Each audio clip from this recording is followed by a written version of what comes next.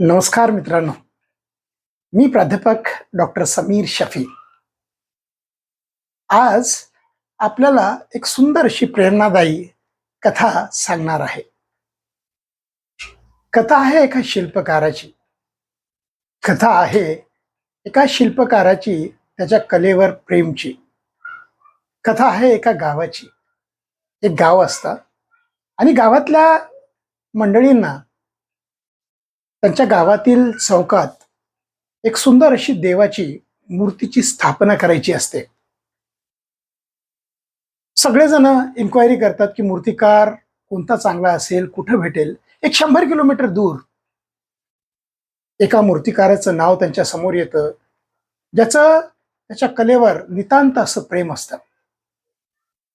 गावची मंडळी सगळीजण त्या मूर्तिकाराला भेट घेण्यासाठी एके दिवशी जातात आणि गेल्यानंतर मूर्तिकाराला सांगतात की आमच्या गावाच्या चौकात सुंदर अशी देवाची मूर्ती आम्हाला तुमच्या हातून स्थापना करून पाहिजे. तुमच्या हातून आम्हाला ती मूर्ती घडवायची आहे. मूर्तिकाराला आनंद होतो आणि तो म्हणतो, निश्चितच मी तुम्हाला एक सुंदर अशी मूर्ती निर्माण करून देईल. मूर्तिकार त्यांना 2 दगड दाखवतो आणि त्या दगडांना एकीने कोणतं दगड तुम्हाला पाहिजे असं विचारतो. त्यांचं म्हणणं असं येतंय की तुम्हाला जे ठरवायचं ते तुम्ही ठरवा, पण मूर्ती आम्हाला सुंदर अशी पाहिजे. मूर्तिकार 1 महिन्याचा वेळ घेतो आणि आपल्या कलेला सुरुवात करतो. कलेला सुरुवात करून 4 दिवस असताना ज्यावेळेस दगडावर छन्नी आणि हातोड्यांचा मार करत असताना सहजच मूर्तिकाराच्या मनात एक विचार येतो की आपण ह्या दगडाला विचारलं नाही की ह्याला त्रास होतोय का. तेव्हा त्या दगडातून एक आवाज येतो. मूर्तिकाराचं कलेवर एवढं प्रेम असतं की त्याला दगडाच्या सुद्धा भावना कळत असतात. दगड म्हणतो, तुम्ही मला छन्नी हातोड्यापासून मागच्या 4 दिवसापासून मार देत आहे, कृपया करून हे देणं थांबवा. मूर्तिकार म्हणतो, मी तुला घडवतोय. आज आघात सहन कर, उद्या तुझं विश्व सुंदर होईल. तो जो दगड असतो तो दगड म्हणतो, मला घडायचं नाही, कृपया करून तुम्ही तुमचं काम इथं थांबवावं.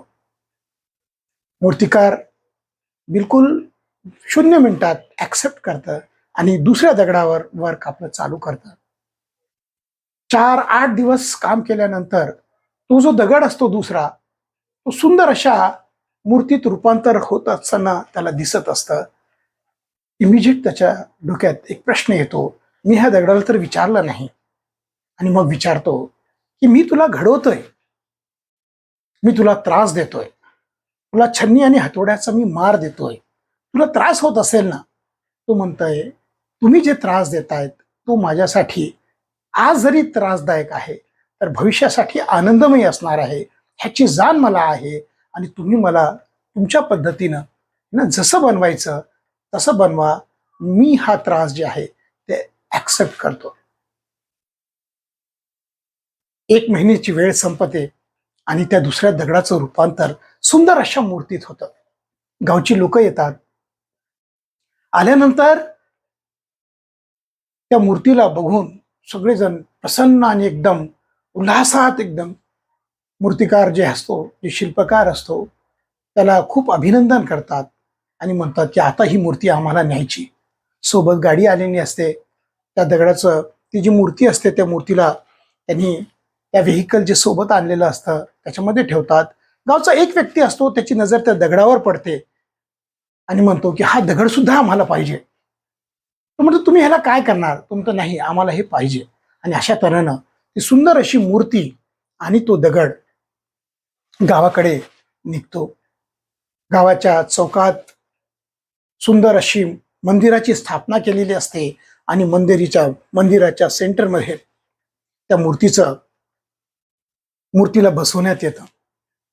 मूर्तीला बसवत असताना ह्या पद्धतीने मूर्ती बसवतात की बाहेरून जर एखाद्या व्यक्तीनं जर बघितलं तर ती नयनरम्य सुंदर अशी मूर्ती बाहेरून सुद्धा दिसू शकते.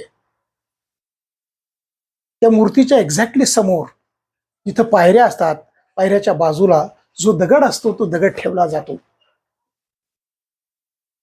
मूर्तीचा अभिषेक केला जातो. मूर्तीला दररोज हार, तुरे, पेढे दररोज दिले जातात. लोक येतात, मूर्तीच्या पाया पडतात. एके दिवशी रात्री जो बाहेर दगड असतो तो त्या मूर्तीला समोरासमोर असं दिसत असतो आणि तो त्याला म्हणतोय की आपण दोघं एकाच गावचे, आपल्याला जिथून आणलं मायभूमी एकच, माझ्यावर अन्याय होतोय आणि लोक तुझं सत्कार आणि स्वागत करतायत. हा अन्याय आहे. हा अन्याय काय? लोक, मी बघतोय कित्येक दिवसापासून लोक येत आहेत, दुधाचा अभिषेक करतायत, कोणी फुलं घेऊन येत आहेत, कोणी हार घेऊन येत आहेत, कोणी पेढे भरवत आहेत आणि जात असताना तुला ते नतमस्तक होत आहेत. आणि माझं ज्यावेळेस ते एंट्री करतात दररोज सोबत एक नारळ आणतात आणि तो नारळ दररोज माझ्या डोक्यावर आदळतात.